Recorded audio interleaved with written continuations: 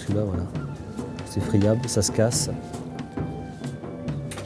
Ça ressemble un peu à de la croûte de camembert, on voit. Donc, et en fait, quand c'est frais, c'est mou, c'est plein d'eau. Enfin, il y a 2/3 d'eau. Cette étrange substance blanche, le chercheur Dominique Gentil l'a prélevée sur les parois d'une grotte préhistorique. Son aspect blanc laiteux lui vaut un surnom des plus poétiques. Moon milk en anglais, Mondmilch en allemand, lait de lune en français, enfin on appelle ça plutôt Mondmilch.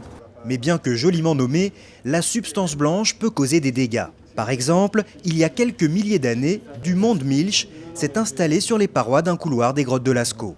Donc ça a été postérieur aux peintures, d'accord ?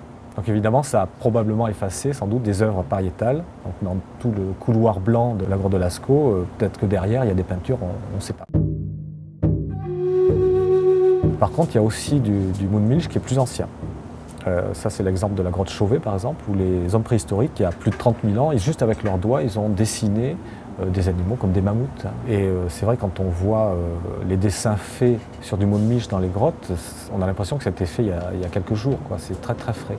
Donc c'est quelque chose qui est très stable et qui sans doute évolue très très lentement. Mais de quoi est fait ce Mondmilch aux propriétés si singulières ? Dépôts minérales, champignons ou bien bactéries? En réalité, le Mondmilch est un mélange de tout ça. Alors là, c'est une image prise au microscope électronique. Donc on voit, c'est composé d'aiguilles de calcite.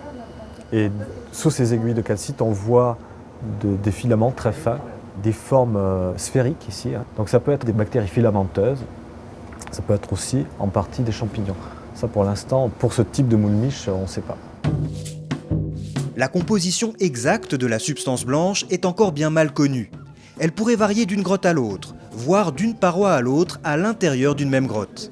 Alors, pour en savoir plus, les scientifiques se sont rendus avec leurs échantillons au synchrotron Soleil.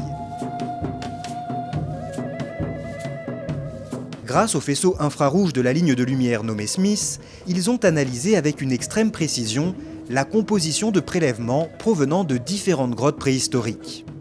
Ce qui nous intéresse, c'est d'extraire la matière organique du Mondmilch, de l'analyser de cette façon-là, avec un faisceau le plus fin possible, avec un faisceau le plus stable possible. Dans cette courbe ici, ces pics-là, en fait, sont caractéristiques d'un matériel organique bien particulier. Ça c'est intéressant parce que même tu peux voir, ça c'est du matériel qui est sorti d'un filament. On a trouvé donc, sur les échantillons qu'on a analysés à la fois des traces de bactéries et des traces de champignons. Les résultats obtenus seront complétés par des analyses biologiques. Avec ces travaux, les scientifiques espèrent en apprendre davantage sur les processus de formation du Mondmilch. On va essayer de comprendre comment ça se forme le Mondmilch. Probablement grâce à des processus physico-chimiques, des changements de température ou de pression de gaz carbonique dans la grotte, mais aussi peut-être grâce à la participation de ces organismes qui sont soit des champignons, soit des bactéries. En comprenant mieux les mécanismes et les conditions de développement du Mondmilch, les scientifiques pourront déduire quelles étaient les conditions environnementales il y a plusieurs milliers d'années lorsque le Mondmilch s'est développé.